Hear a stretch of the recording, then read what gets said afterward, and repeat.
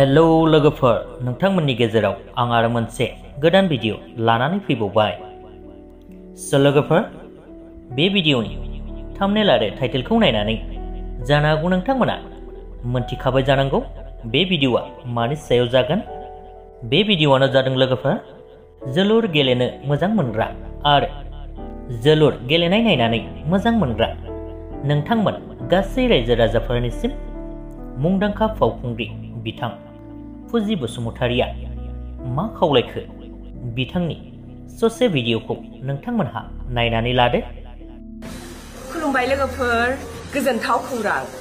सा सानजा भारतआव ISPLआ अट'नमास काउन्सिलनि गिबि खेब खुंजानाय जोलुर बादायलायनाय BTR सरकारनि दैदेननायाव गाबोन 16 अक्ट'बरनि बेलासि समनि 6 रिंगायाव KDSA फोथाराव BTR आरो चाकमा अट'नमास काउन्सिलनि गेजेराव जोङो जोलुर बादायलायनायखौ नुनो मोनगोन।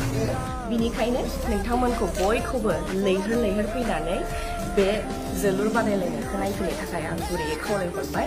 आरोबाव गोजोनथाव खौराङा बेनोदि जोंनि बे फुटबल मेचनि ग्रेन्ड फाइनालाबो क'क्राझारनि साइ स्टेडियामावनो जागोन। बे जोलुर बादायलायनायखौ नोंथांमोनहा 23 अक्ट'बर 2022 आव नुनो मोनगोन। गोजोन्थों।